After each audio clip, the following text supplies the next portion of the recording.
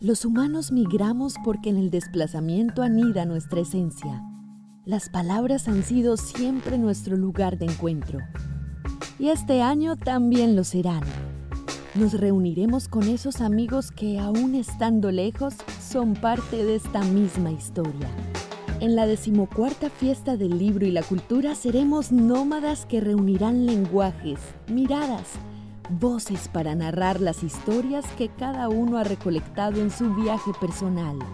Octubre 2 al 11, obra invitada de la literatura universal, El libro de la selva. Participa ingresando a www.fiestadelibroylacultura.com. ¿Hacia dónde será nuestro próximo viraje?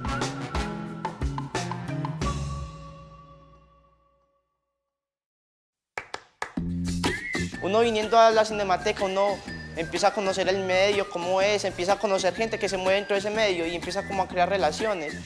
Y nos enfatizan en diferentes módulos de dirección, fotografía, sonido, montaje, arte. Empezamos con unos talleres como muy generales, luego los talleres se dividen en módulos de profundización y ya empezamos a trabajar concretamente lo que es la producción, lo que es el sonido, lo que es la fotografía, la dirección, el tipo de dirección en el cual tenemos que pensar los directores de un país como Colombia, de una ciudad como Medellín.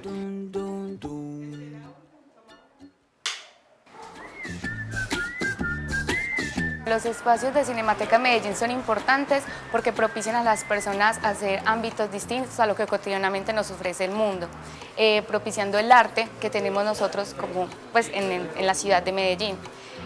También genera tener un mayor potencial para crear un cine distinto al que tenemos normalmente. Preguntas que no pueden vocalizarse.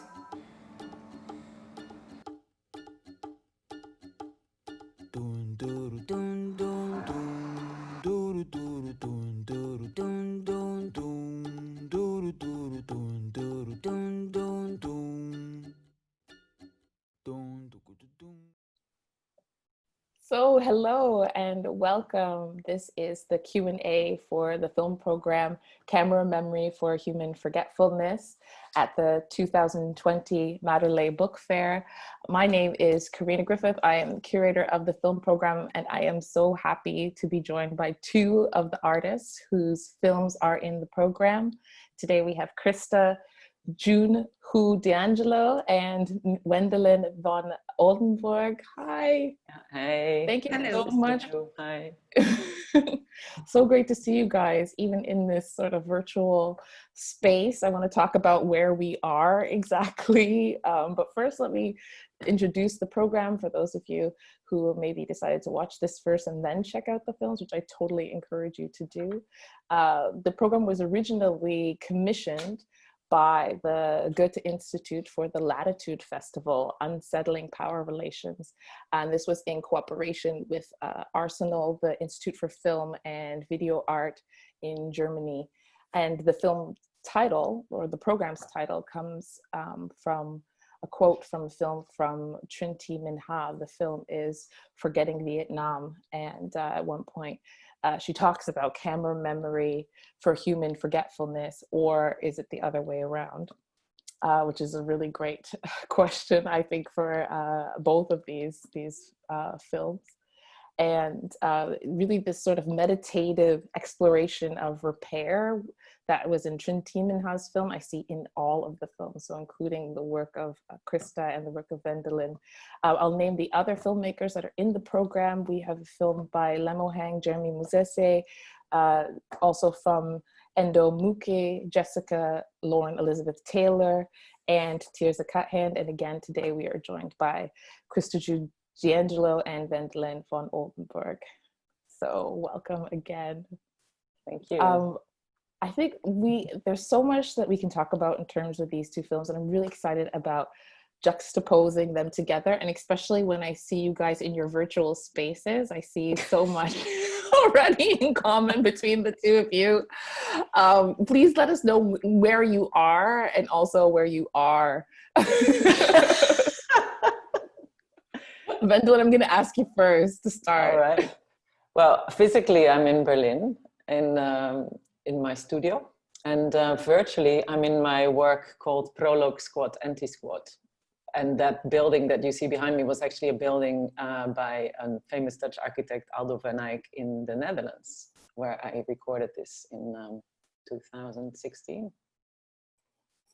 Oh, that's great. I know that your work is really all about this idea of making films collectively with other people and also investigating space. So I'm sure we're going to talk about that as well. And Christa, where are you?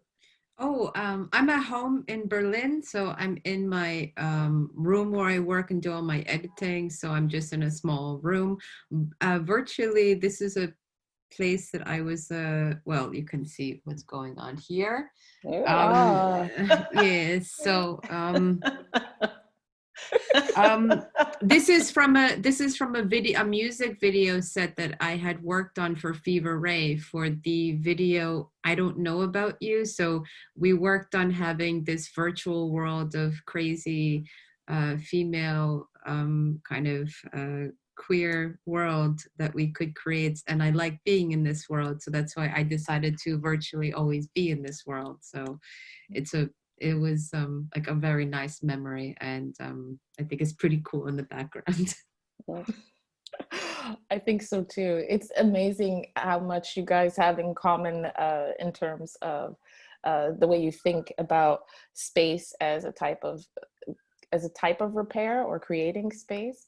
And that's something I really want to talk about today. Some major themes for our talk. I want to talk specifically about setting and senses. So the fact that you guys set yourself up in spaces that make you feel well and that you yourselves created is absolutely right on point. I want to also talk about diaspora in practice and maybe also in this Corona time out of practice. Because I think also that's a kind of like diasporic tactic, this idea of creating space or changing one's environment. And also positioning and presence. I'm going to talk more about that later, but just the idea of how you guys are in your films, but not necessarily in your films. Both of you, I think that's a question that I really wanted to personally find out more about. I should tell you, behind me, this is sort of my closet. This has all of my secrets in it. But yeah, I just, it makes me, something about wood calms me down. So that's, so even though I move around a lot, I carry with me like heavy pieces of old furniture because it kind of grounds me and makes me feel well. So I also chose one of my favorite spots to be in to talk to you guys.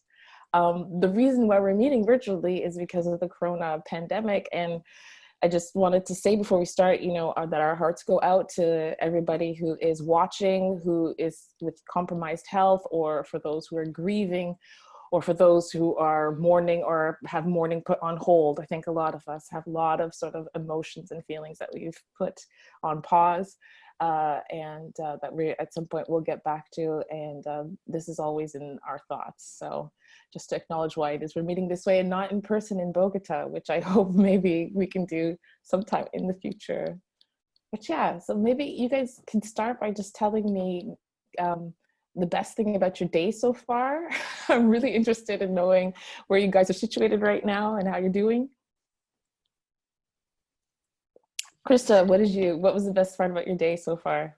Oh God, I don't, well, the best thing about my day was waking up and having coffee and having a very proper rest because I just finished a shoot. So I'm tired. So I really needed some time to relax and have it be not 30 degrees Celsius. So I took some time to, just rest, think about all of the topics that you wanted to talk about that I think are important for the program. And also think about what diaspora means, because it's something I have been thinking about quite a lot, especially since the pandemic has really broken apart so many people's lives. It's something I think about really often. So that's kind of where I am, I think, mentally in terms of thinking about things today. So yes. Yeah. And Wendelien, I also wanted to check in with you. How are you meeting us in this space? today. Yeah, amazing. I'm happy to hear that you just finished your shoot, Christa. I did this about 2 weeks ago. I finished the shoot, although the shoot was very short. It was pretty intense.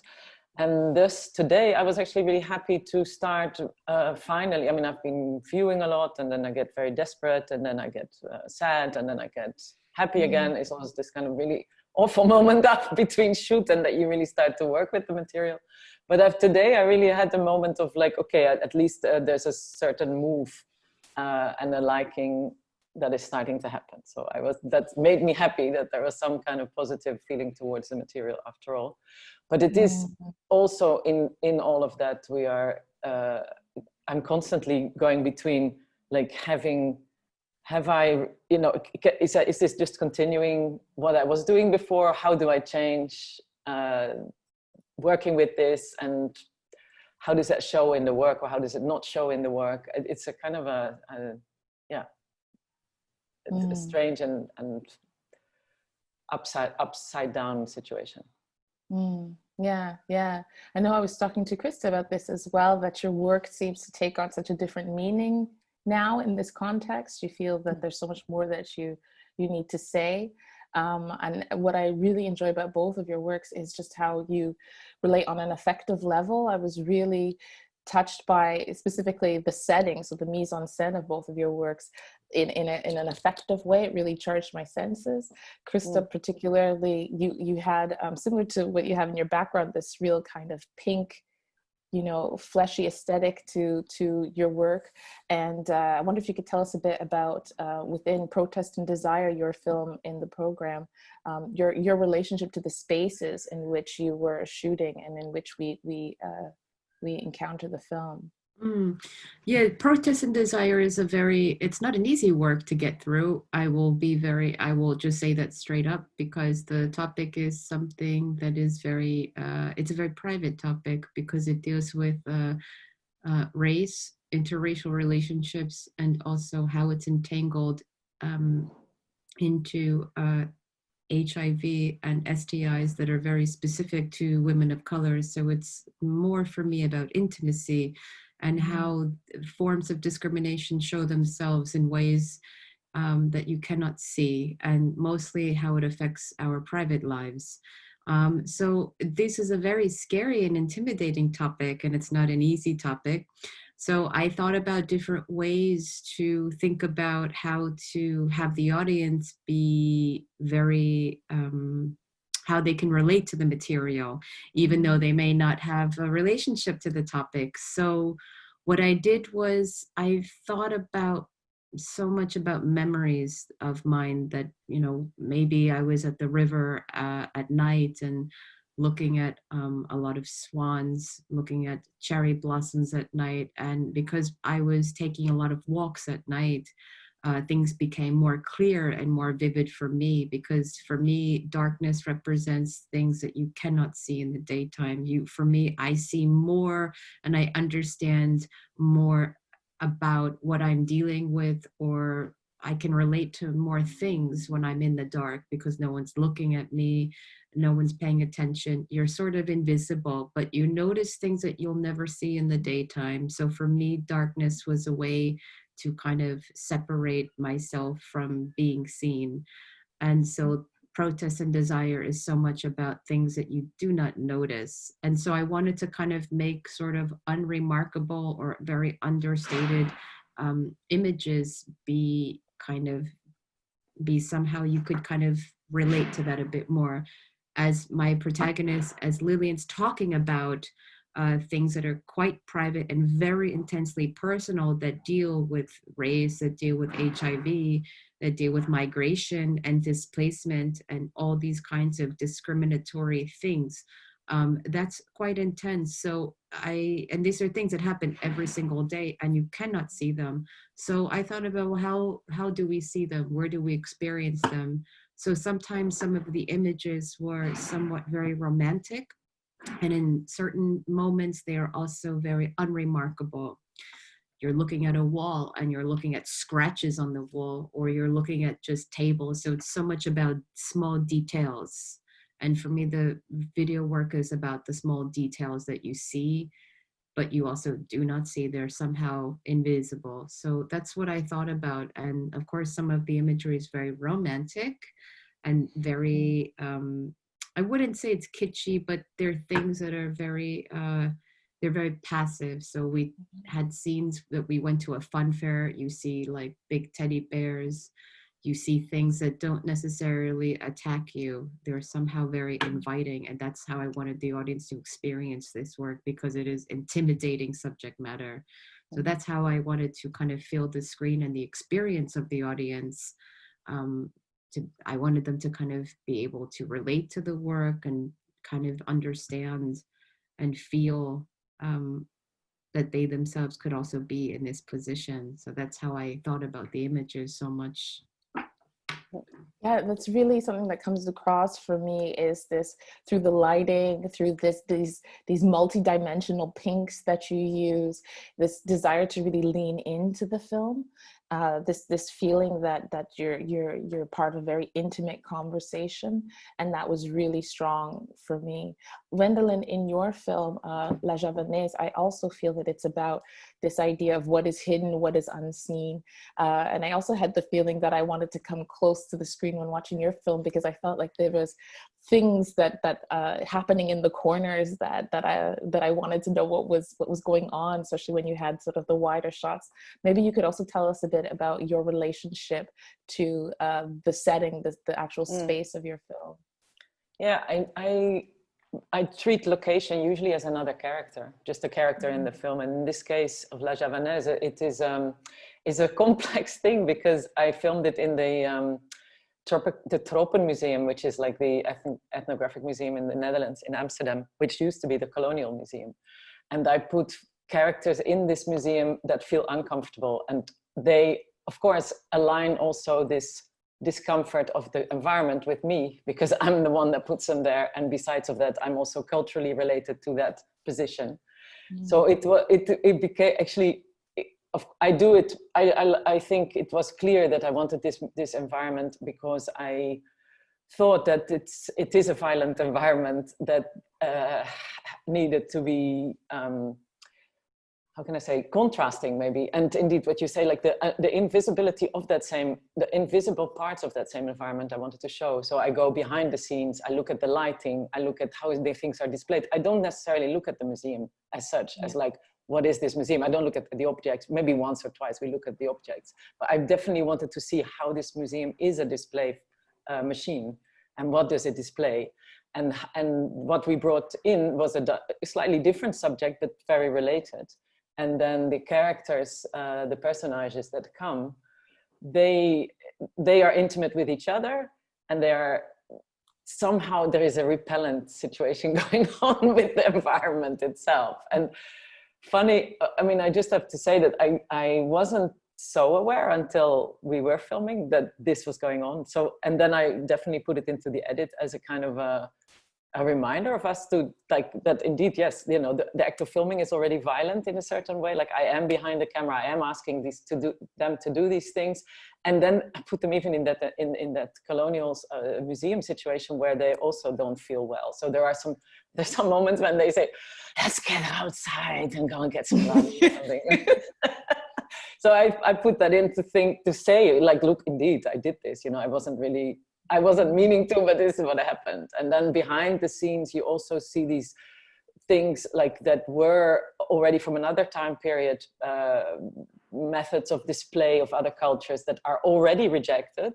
You know, there's already like a sort of a timeline, what is possible, it's not any longer possible to use as a kind of representation of other cultures, other peoples.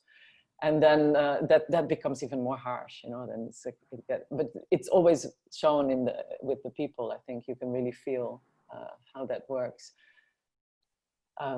Yeah, I think that's how I work with it.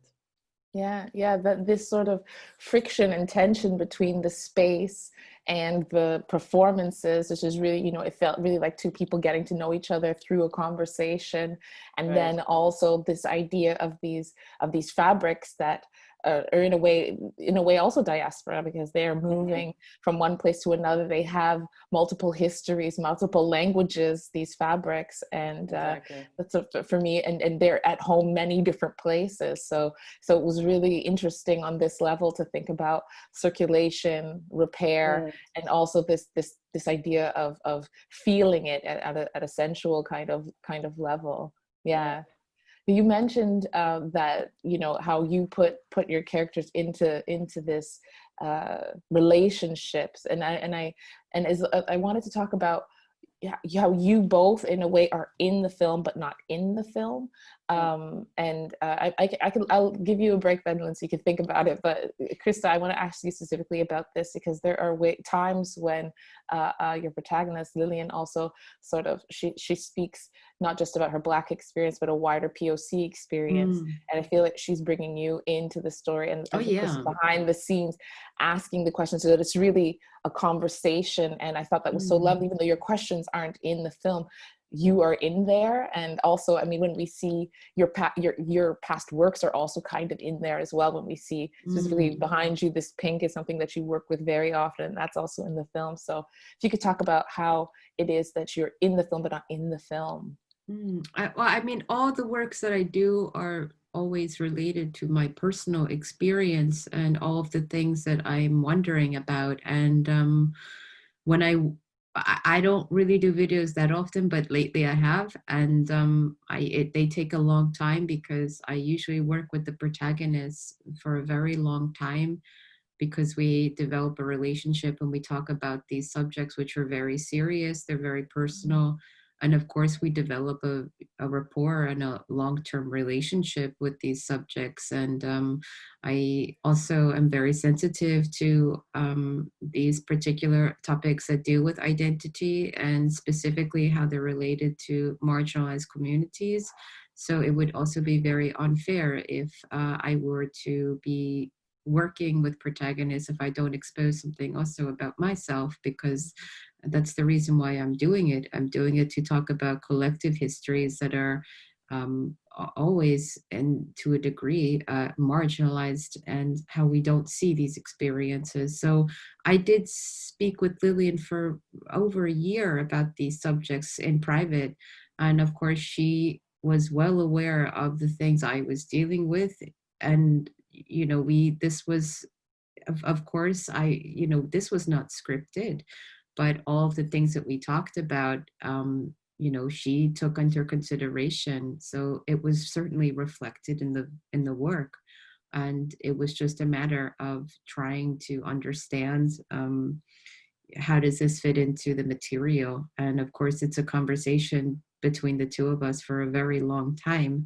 So of course, you know, the things that we spoke about in private for sure affected her ideas about how to think about these topics, because it's also a conversation between the two of us. And every time I work with someone, it's always a conversation, and we see how it's reflected in the final work, and how we or how I execute the work, and how I edit the piece and think about the story and the narrative.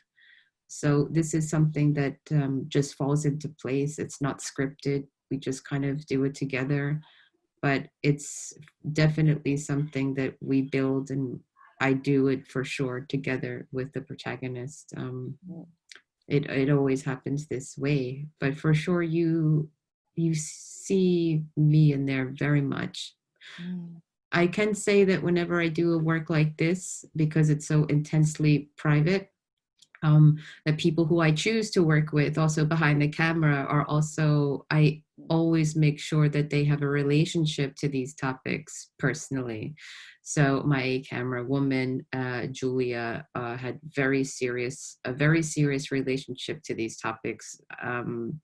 And also my sound designer also could relate to these topics. So I always make sure that we are all on the same page, because we all know what this is about. Because of course, when Julia was filming, she knew exactly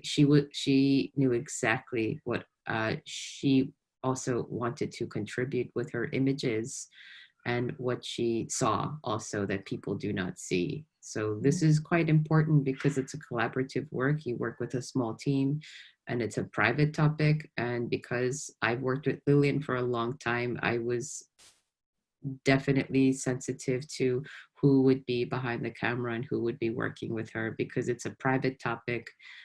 It's a sensitive one. It's one that deals with race, with gender. I could be very,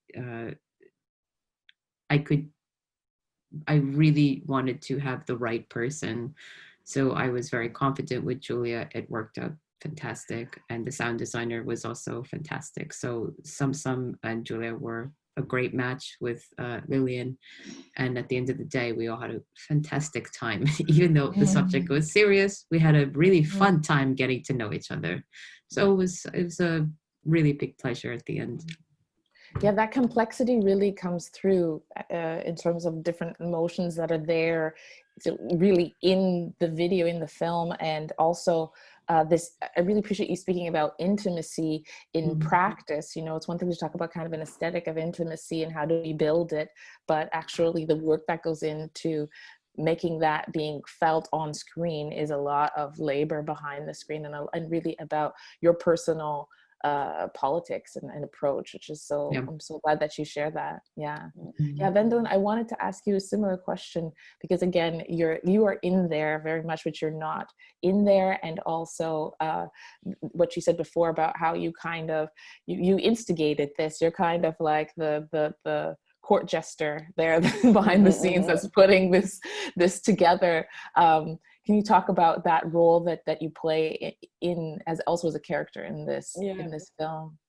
I think it's really nice to hear, Christa, that the things you say about how one works with protagonists, because I feel exactly the same. And also for me, behind the camera, in front of the camera has to be sort of almost interchangeable. There has to be some kind of, everybody is involved and interested in the same topics. In this case, I work with far less intimate, well, they are intimate, obviously, because it's always about people's lives and their personalities and their positioning in lives as well, but maybe through different expression.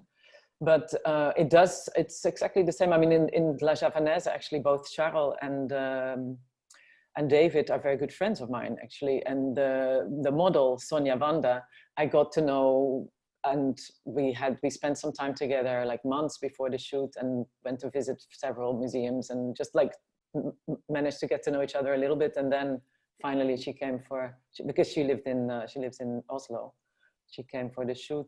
She didn't know Charles, but they got on really well, as you can see. This is also something very nice that happens on the set. And I also wanted to remark that I script nothing, so it is indeed the same, that things generate during filming, and that's how the piece starts to be alive and to become something. And I guess indeed, I mean, I can only say that myself is always in there in initiating, putting together, and having, like, creating the conditions, I suppose, for that filming and that shoot. And I have this, like I just told about this thing, that I suddenly started to realize what position exactly I was taking there. And then how do I make that clear also through an edit and through the film, like that I'm not, that this is not just sort of happening, but actually I am responsible and I am of a particular background there with the subject. Like that's what I need to position as well. I need to make that clear. So I think I try to find moments in the day of filming where these things become clear, and then I just make sure that they are in the film. And so there was another moment when they really, it's such a funny moment when they start dancing and they just say, "Oh, Wendelien will kill us," you know, because they just feel like wanted to do something else than filming with me. And I just thought that was really amazing. Yeah, it was just really wonderful that they can be seen having that position. That's Charles and Sonia together. But yeah, another thing, actually, I wanted to come back to the location and the way of filming, because this work, I also had a very specific idea about the camera, like what the character of the camera would be. And it sort of, it was moving completely randomly, like you would pick up the camera and it would swing everywhere, running behind the protagonist and then putting it down again once the protagonist stops, and then try to focus. And then when it was particularly with David, going through the museum as a guide almost for us to see that space.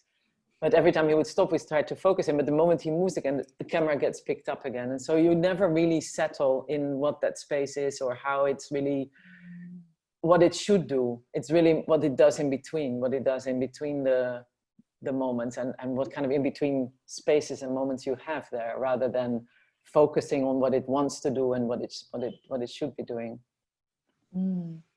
Oh, that's really evocative, this idea of the agency of the camera, or how the camera can also speak to a type of mobility or a way of thinking about movement. That's really interesting. And maybe it connects as well to wanting to think and talk about diaspora. I mentioned how I like to have heavy furniture with me, and I really had to think, is that sort of a diasporic thing, that I need like this, something heavy to hold on to? This question has got me really thinking, as it's one of the thematics of the Mendeley Fair. And I wanted to just read one short sentence from the text that was translated into English for us. And I'll read just this one quote. We humans migrate because our essence is nested in displacement. And I just wanted to pull out that one text because I loved the visuality of nesting. I loved also this idea of displacement, which I find is something also happening in both of your works, that there things that are sort of being untangled, or as I said, juxtaposed, friction, you know. But yeah, to put it in the form of a question, just this idea of diaspora, how do you feel that it affects your work or your practice? Maybe I'll ask Christa to start. Yeah, this is a complicated question. Diaspora is something that I have thought about very seriously for a long time. And definitely when Lily and I spoke initially for that year, Lily and I also had this in common, because Lillian has spent so much time in Germany. She's not really, when she goes to Uganda, where she is born and raised, she also feels like she does not belong there anymore, because she now is technically, as she said, she's German. Not really, but in a way she is. So that's something that her and I were talking about, and I think it will become more of a topic in the future as more people travel, as more people leave, and as more people have to seek different places to live in out of necessity. And that was something that for Lillian was a serious issue, why she had to leave Uganda. And for me, personally, I was born in South Korea, but I was not raised in South Korea. I was raised in the United States. And I had went to school in Poland for college. And now I'm in Germany for over 10 years. So of course, there are multiple things I think about when I think about identity, because I don't identify really with being Korean, despite I may look like that. I don't identify like this to a degree, but it's the way that culture is shaped and the way people project on you because you look a certain way, that you must be that way. So of course, I'm always confronted with these kinds of ideas about culture, about identity, and through diaspora and through very, let's say, multi-layered histories, how they get tangled up with having to leave a certain place. So I think about this all the time, and definitely I try to be very positive about it, because I think you know something the other people don't know, because you can have multiple conversations with different people, because, well, my family is Italian and they're very proud to be Italian.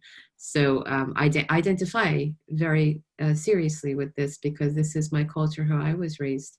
So I think of it as you have many hats. You can participate in many different groups.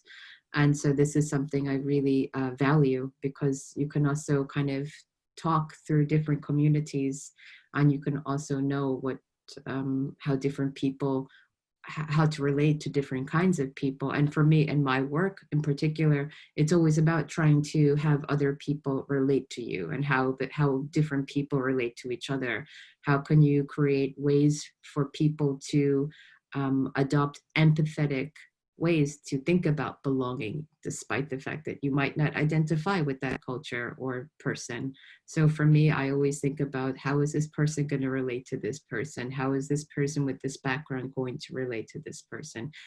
So this is something for me I do think about, because I am confronted with this every day of my life. So it's something that Lily and I had talked about. And certainly it's something that I'm very sensitive with, and hopefully it makes the videos and all of my artistic work much more relatable, so that a larger audience can also experience and think about different ways of belonging. So that is my wish in my artistic work, that people can have more empathy for one another and try to think about the past and think about personal pasts and histories, in order to kind of maybe think more critically about why things are the way they are right now, for example. So in that way, and in that strategy, you can move forward if you understand things with a more critical eye. So that's what I think about in that way. Yeah, I love also in your film, there's a title where it says Europe as therapy. And that really stuck with me, this idea that Europe could be a therapeutic kind of place. And also this play, the idea of a medical therapy, the fact that Europe also brings the possibility of better health and longevity. And but for me, it was really more of an exchange, that in exchange for maybe migrants who are able to have a better healthcare, the exchange is people like Lillian, who gives so much back in terms of a patient kind of explanation, and being such a model for so many. So for me, this idea of Europe as therapy, and this idea of diaspora somehow how connected. Yeah, for sure. Yeah. Wendelien, I wanted to pass the ball to you. Maybe this idea of Europe as therapy also plays into the way you think about what's happening in your piece, but specifically I wanted to ask you again about diasporas in your practice. Yeah. I mean, it was funny because today I was indeed already reading this text and the title Diaspora, and thinking about the term diaspora, I was a bit confused, because to me, diaspora is so specific, actually, of a people's, like a people and dispersion, and not so a people like as a many together. And migration to me can be a little bit on a different level, but maybe this is a little bit too nitpicking or something. But I just had a funny sensation to think about diaspora as any migration, because to me it isn't. It seems different. But anyway, I mean, I thought there was something that came to mind when you were speaking also about Europe, because I remember when I moved back, so I'm Dutch, and I moved back to the Netherlands in 2004, after having lived in several places in Europe. And so for 20 years, actually. So I started studying in London, and then I started moving.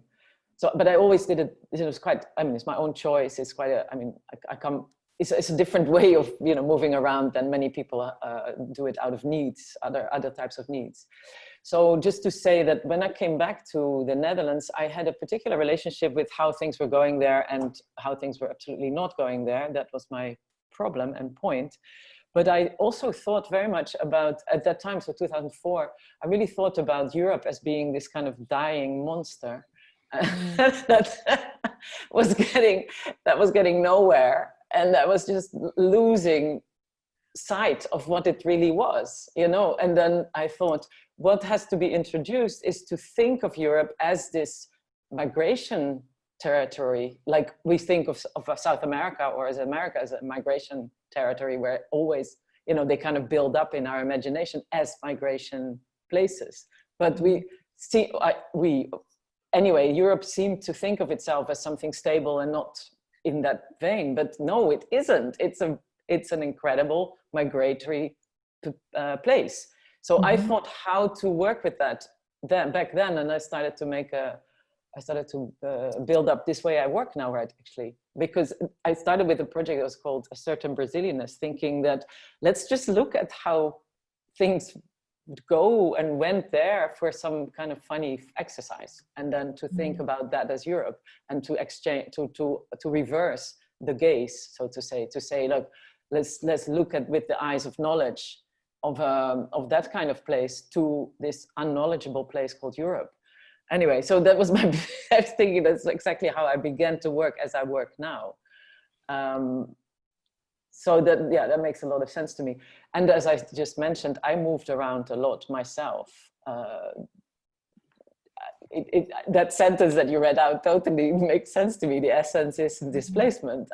And also this idea, because for me, that idea of really home is not related to like a country or something like but that's really, again, it's a personal particularity, I would say. But you do see that I did like also very much how it was articulated that is not only something that is to do with country and a nation, but also gender and what you relate to. So even I feel that in the text there was a very positive note about where we are right now, how we can actually feel that these things are open. We choose our own position within that dispersion and moving and keep on going, rather than settling for a dominant position that's been imposed on you from birth. Let's say your nationality, your gender, your whatever. So I thought that was really interesting to see that also as a form of migratory positioning, like to be in that sort of movable space always, and not having to succumb to what is imposed as indeed like what you have to relate to, what you have to identify with. Yeah, I think it's really productive to also question what we mean by diaspora. And actually, to be specific, it's diasporas. And I think that plurality is really important in terms of thinking about that complexity, but also to question what is Europe. And I think that I can speak from my position. I am a Canadian. My family comes from the Caribbean, specifically Guyana. Before that, Barbados, and before that, we're not really sure. I always say I'm from Guyana because that's the first place my family chose to be from. But for me, you know, I'm a kind of immigrant, child of immigrants here in Germany. And coming here, there's this sort of self-verständnis is understanding, okay, we know what Europe is, but for me, you know, just as Wendelien, what you just questioned, what is Europe? Are we talking about the monetary EU zone, so everybody who uses the euro? Are we talking about the participants in the Eurovision contest? Because not all of them are really actually part of Europe. Are we talking about soccer, Champions League? I mean, what is Europe actually? It seems to be also something that shifts and moves depending on the needs of the conversation, and yet it gets to hide behind this guise of being something stable. So I appreciate very much this question of, what is Europe as well? Yeah, that's really, really important. Yeah, definitely.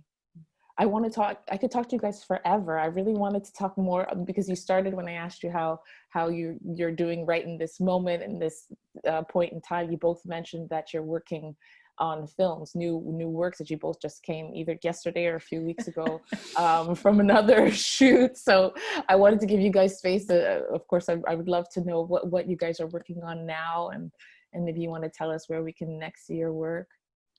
I'll ask Christa to start. After last year, when I finished Protest and Desire, I vowed never to do another shoot for at least another 2 years, which I had to take back very recently because I don't like it. But I am working on a new video called Mother Night, and it deals with it's a fictitious story based on 3 murdered vampires that are dealing with coming back in the afterlife to find redemption. And they are all dealing with the consequences of war history and how war violence and how Western colonialism and Western domination is always connected to patriarchal violence in particular. So each vampire is trying to resolve something very hidden in their past that's connected to shame, and it deals with the post-war reality in South Korea and the overseas adoption that happened as a consequence of war in the 1960s. So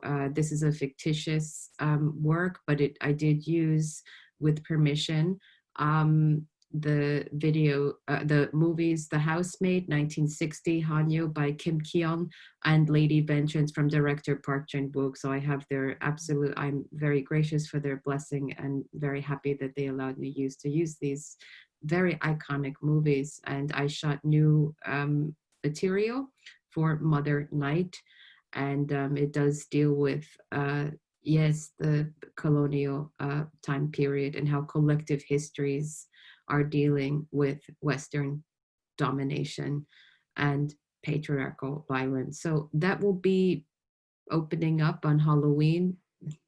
Oh, so quick. I know, October 31st, and it's a part of Forecast where I'm nominated for as a mentee. Yes, mentee. So it's going to be digitally presented for Forecast. So I'm really excited about it. And yes, I look forward to it.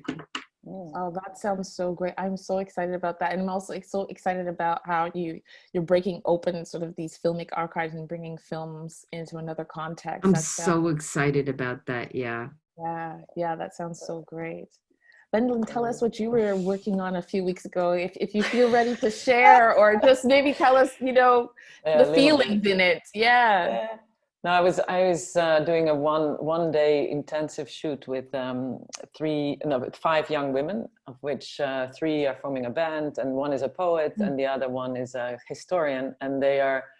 What I wanted to work on is very complex, because I felt the need to think about the mixed background history that we have with the colonies. So like there is a lot of people in the Netherlands living who coming from this Indonesian Dutch background, and this particular presence that has been since the war, since Second World War, actually it has been since the independence of Indonesia, which happened after the Second World War, is related to a lot of power structures that are, of course, formed in colonial times, but it also is related to race and racial issues and class, very much class issues. And it has such a silent history in the Netherlands, this particular migration group. And there's many more things to say about it, because as it also happens, 2 of our right-wing leaders at the moment come from this particular history. So it's complex and difficult, and I just thought it's worth paying attention to it and studying something together. And I chose to work with these young women, they're all around 20, 21, maybe 1 is a little bit more in their 20s. But I thought it's really interesting because I love that that age group is so much, there is such a different understanding of things. So I really like to learn from them, and to relate to these issues that for them is all personal and all like in their lives. But it's at the same time they approach it like in a different way than I would, and I love interacting with that. So yeah, that's it. And what will come out, we'll see in a little bit. Yeah, I'm showing this first in Sonsbeek, which is an exhibition that takes place every 4 years, more or less. And it was delayed, thank God for me, because I would have had to have it ready in June this year. And I really wouldn't have been so connected to what I was doing as I am now. So it will be next April that it is opening.